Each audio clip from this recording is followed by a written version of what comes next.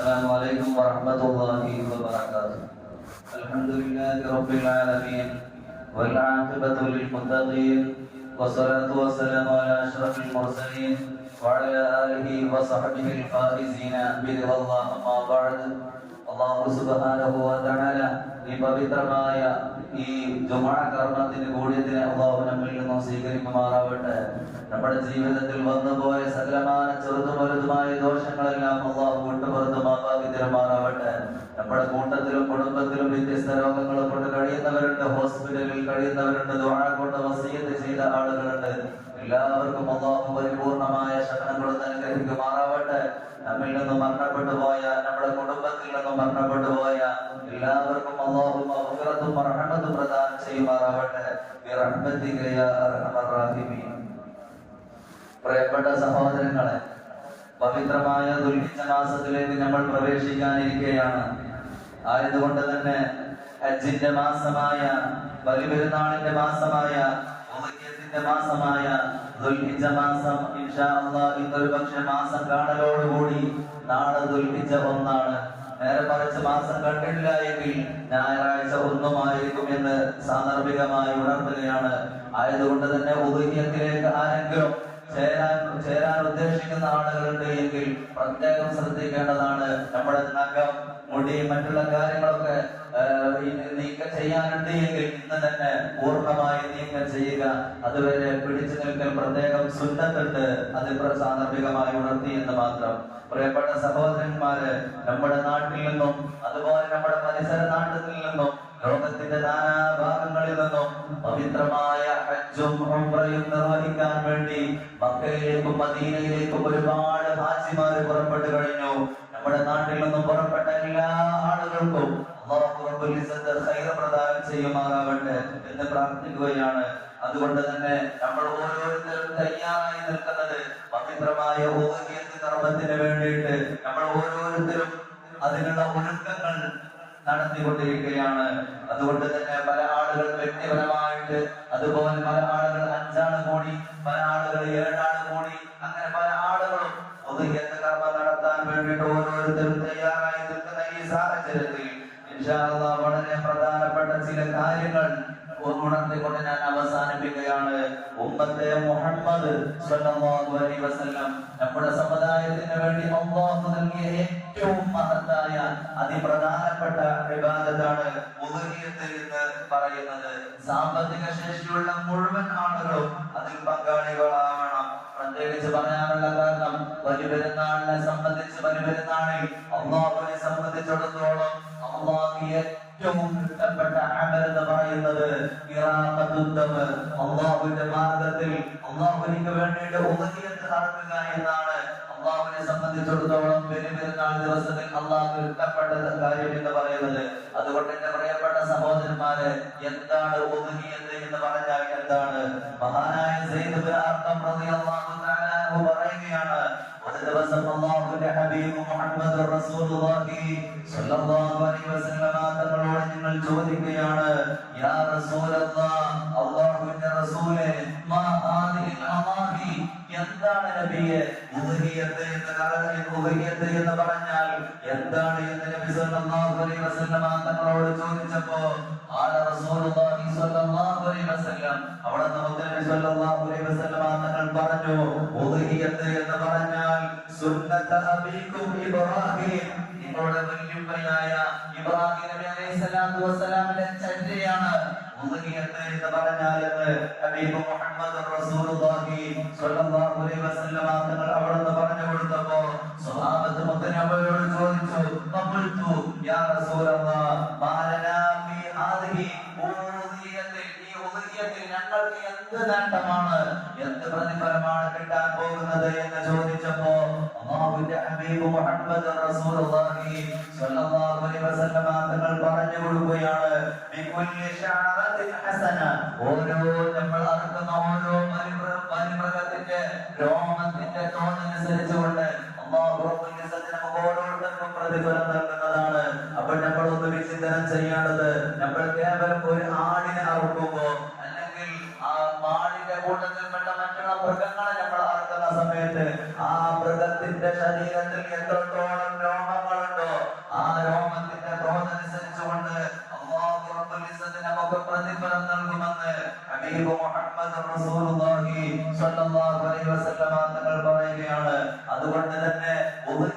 നമ്മൾ അറുക്കണം.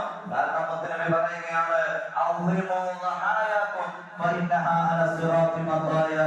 നിങ്ങൾ ഉദഹിയത്ത് ബലികർമ്മം നിങ്ങൾ അറുക്കണേ.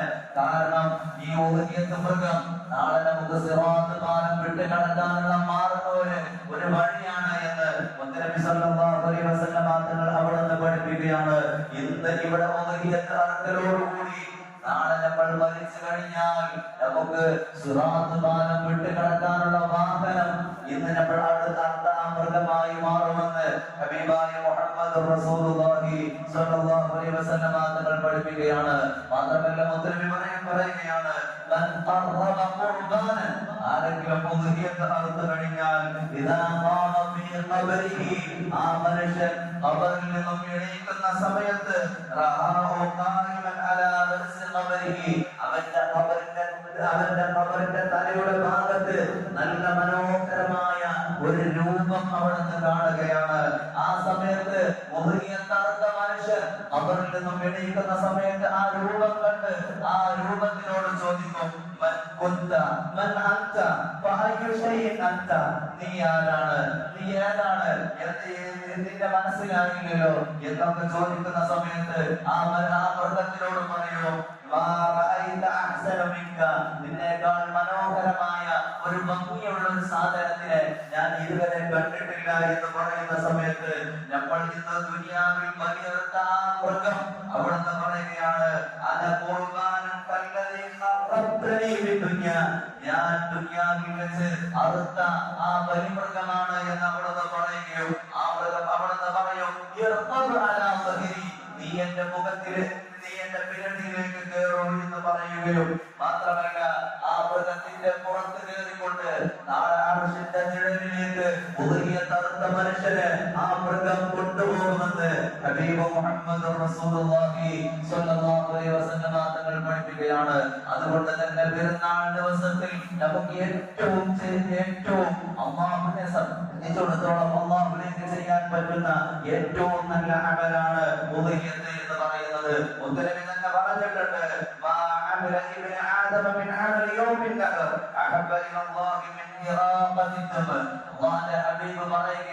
പെരുന്നാൾ ദിവസത്തിൽ അല്ലാഹുവിനെ സംബന്ധിച്ചിടത്തോളം അല്ലാഹുവിന് വേണ്ടി ഉദഹിയത്ത് അറുക്കലില്ലാത്ത വേറൊരു ഇഷ്ടപ്പെട്ട ഒരു കാര്യമില്ല എന്ന് ഹബീബായ മുഹമ്മദ് റസൂലുള്ളാഹി സ്വല്ലല്ലാഹു അലൈഹി വസല്ലം തങ്ങൾ പഠിപ്പിക്കുകയാണ്. അതുകൊണ്ട് നല്ല മനസ്സോടുകൂടി ഖാലിസായ ഹൃദയത്തോടുകൂടി നിങ്ങൾ ഉദഹിയത്ത് അറുക്കണേ എന്ന് ഹബീബ് മുഹമ്മദ് റസൂലുള്ളാഹി സ്വല്ലല്ലാഹു അലൈഹി വസല്ലം തങ്ങൾ പഠിപ്പിക്കുകയാണ്.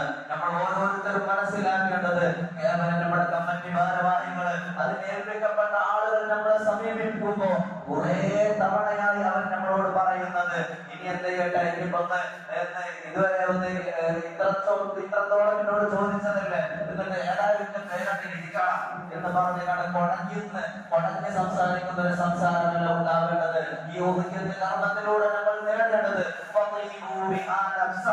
നല്ല മനസ്സോടുകൂടി ഖാലിസായ നിഷ്കളങ്ക മനസ്സോടുകൂടി നമ്മൾ ഉദഹിയത്ത് അറുക്കുമ്പോഴാണ് നമുക്ക് അതിന്റെ പേരിൽ അല്ലാഹു പ്രതിഫലം കിട്ടുകയുള്ളൂ എന്ന് നമ്മൾ ഓരോരുത്തരും വിചിന്തനം ചെയ്യാൻ നമ്മൾ മനസ്സിലാക്കണം.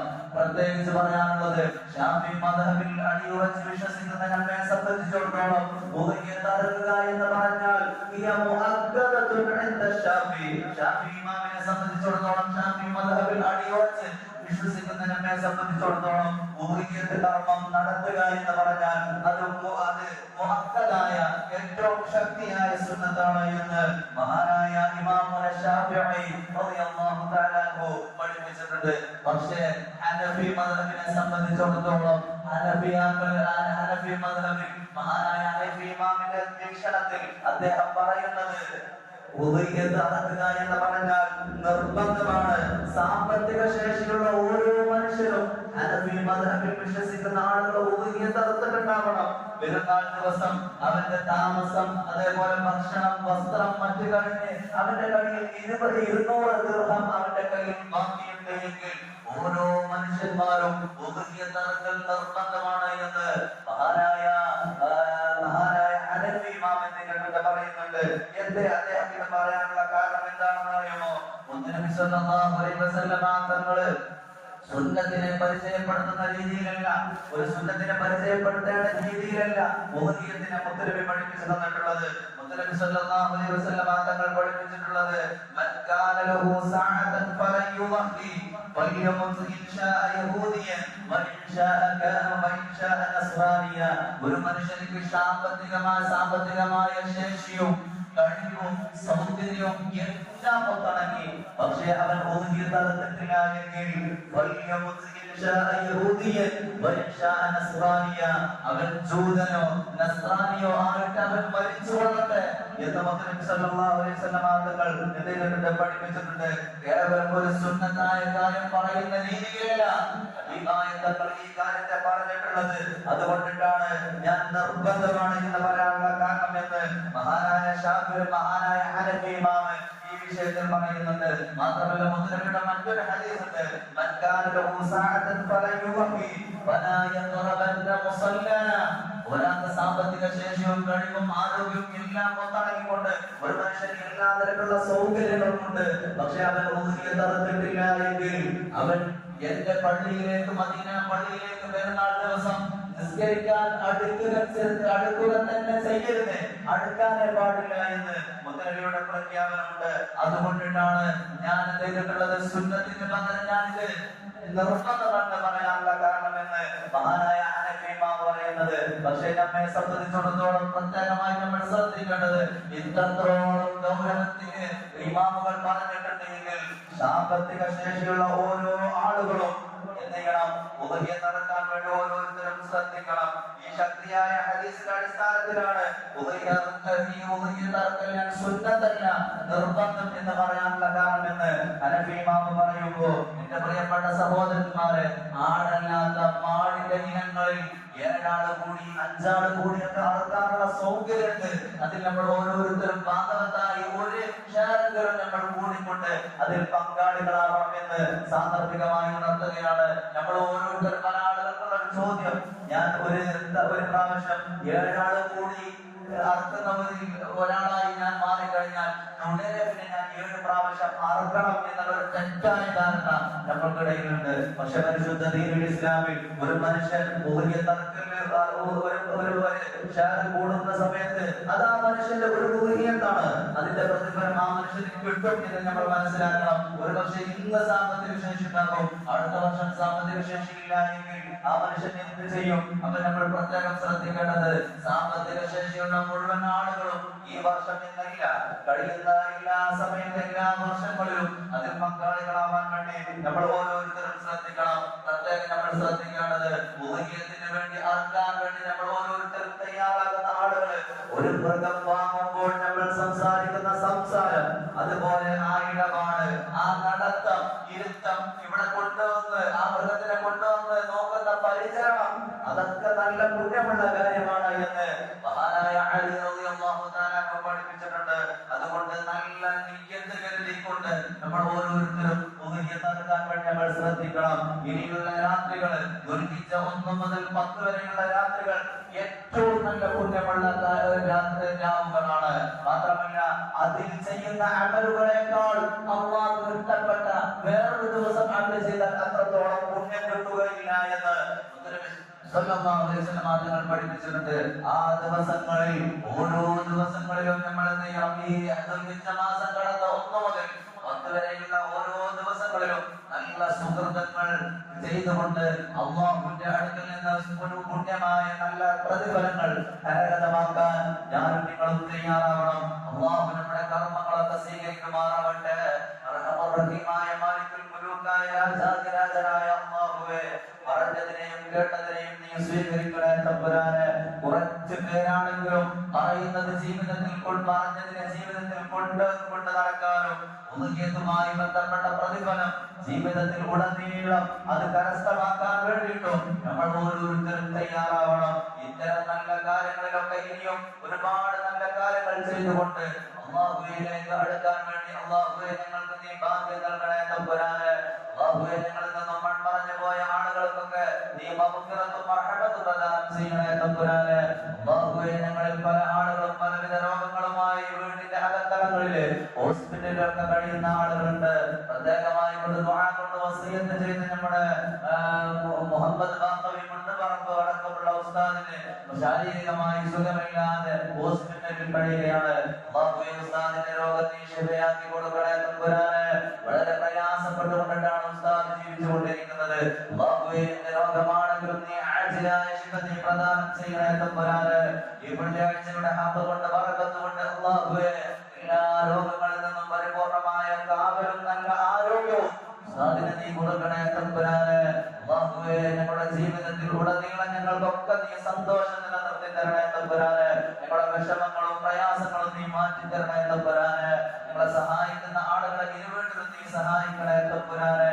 ഭക്ഷണം തന്നുകൊണ്ടും സാമ്പത്തികമായിട്ടും മറ്റും കാര്യങ്ങളെ കൊണ്ട് ഞങ്ങളെ സഹായിക്കുന്ന പല ആളുകളുണ്ട്. വിദേശത്ത് ജോലി ചെയ്യുന്ന ആളുകളുണ്ട്. ദുആ കൊണ്ട് വസിയത്ത് ചെയ്തവരുണ്ട്.